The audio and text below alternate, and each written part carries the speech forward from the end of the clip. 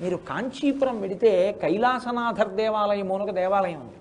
ఇసుకతోటి రాళ్లతోటి కట్టారు ఆ దేవాలయం. అత్యద్భుతమైన దేవాలయం. అక్కడ 16 పట్టల శివలింగం ఉంటుంది లోపల. అంతరాలయంలో ఒక గుహ లాంటి దాంట్లోంచి దూరి వస్తారు. అలా కానీ వెళ్ళి వస్తే ఇంకా అమ్మ కడుపులోకి వెళ్ళరు అని. అదే ఆఖరి జన్మ అని. అంత గొప్ప క్షేత్రం అది. ఆ క్షేత్రం చాలా ఆశ్చర్యకరమైన స్థితిలో వచ్చింది. అక్కడ తొండమండలాన్నంతటినీ కూడా పరిపాలన చేస్తూ ఉండేవాడు ఒక ఆయన. కాడవర్కోన్నని ఆ రాజుగారి పేరు. ఆ రాజుగారు ఒకప్పుడు ఒక గొప్ప శివాలయాన్ని నిర్మించాడు. అదే కైలాసనాథ దేవాలయం.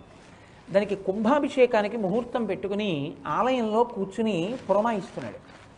అన్నీ పురమాయించాడు. రాత్రి వెళ్ళి పడుకున్నాడు. పరమశివుడు కల్లోకి వచ్చాడు.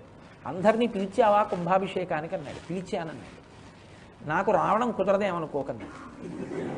అదేమిటన్నాడు ఆయన. అంటే ఇదే సమయానికి తిరుయిండ్లపూర్ అని ఇక్కడికి దగ్గరలోనే నీ రాజ్యంలోనే ఒక ఊరుంది. అందులో పూసలార్ అని ఒక బ్రాహ్మణుడు ఉన్నాడు. ఆయన కూడా గుడి కట్టాడు. ఆయన కుంభాభిషేక ముహూర్తం పెట్టాడు. చాలా భక్తితత్పరుడు. నేను అక్కడికి వెళ్ళాలి కుంభాభిషేకానికి, అందుకని ఇక్కడికి రావడం కుదరదు, ముహూర్తం మార్చుకోని. ఆయనకి తెలివి వచ్చింది.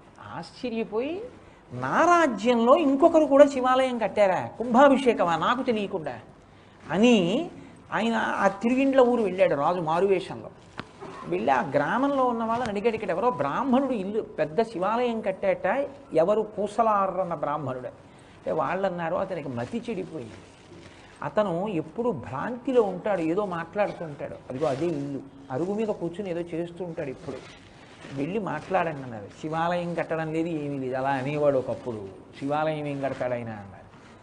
ఈ రాజు నమ్మలేదు. పూసలార్ దగ్గరికి వెళ్ళి అడిగాడు. ఆయన ధ్యానంలో ఉన్నాడు. ధ్యానంలోంచి బయటికి వచ్చాక అడిగాడు, మీ శివాలయం అయిపోయిందా అని. ఎల్లుండే కుంభాభిషేకం అన్నాడు.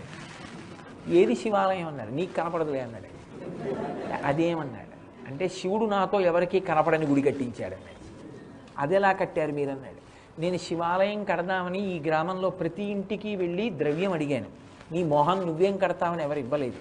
నాకు బాధ కలిగి నేను ప్రతిరోజు గుడి అరుగు మీద కూర్చుని ధ్యానం చేశాను.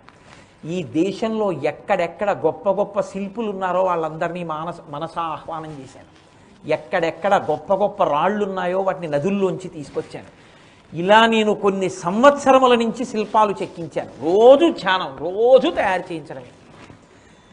ఆఖరికి ఇక్కడ కట్టాను దేవాలయం, లోపల కట్టాను. ఎంత గొప్ప దేవాలయమో నీకేం కనపడుతుంది. ఆ దేవాలయానికి ఎల్లుండి ముహూర్తం బాగుంది, కుంభాభిషేకానికి ముహూర్తం పెట్టి శంకరుణ్ణి ప్రార్థన చేశాను కైలాసానికి వెళ్ళి. ఆయన వచ్చి కూర్చుంటానన్నాడు. ఎల్లుండే కుంభాభిషేకం. ఈయన ఆయన కాళ్ళ మీద పడిపోయాడు. కాళ్ళ మీద పడి, మహానుభావ మీ భక్తి నాకు అర్థమైంది. నేను కట్టినది చాలా గొప్ప గుడి, కానీ ఈశ్వరుడు రానన్నాడు. మీ కుంభాభిషేకం అవ్వాలన్నాడు. అంటే నాకు అర్థమైంది. మీరు లోపల ఎటువంటి గుడిని కోరారో అటువంటి గుడిని కట్టించి మీతో కుంభాభిషేకం చేయించాక నేను కట్టిన గుడికి కుంభాభిషేకం చేస్తానన్నాడు. అని గుడి కట్టించాడు పూసలార్తో.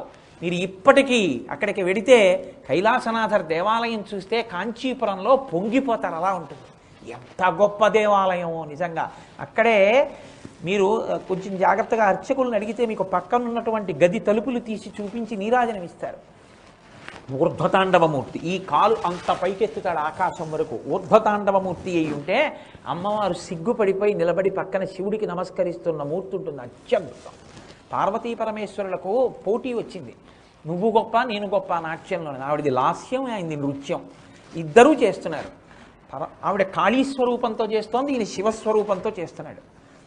ఎంతసేపు చేసినా ఈయన ఏ భంగిమ పెడితే ఆవిడ ఆ భంగిమ పెట్టింది. శివుడికి ఆగ్రహం వచ్చింది. ఆఖరికి ఈమె నటరాణి అవుతుందా ఏమి అని అక్కడ ఉన్నటువంటి కుంకుమ పాత్రలోకి బొటనవేలు ముంచి ఒక్కసారి కాలు పైకెత్తి పార్వతీదేవి లలాటమునందు బొట్టు పెట్టి కాలు ఆకాశం మీదకి తిప్పి నిలబడ్డాడు.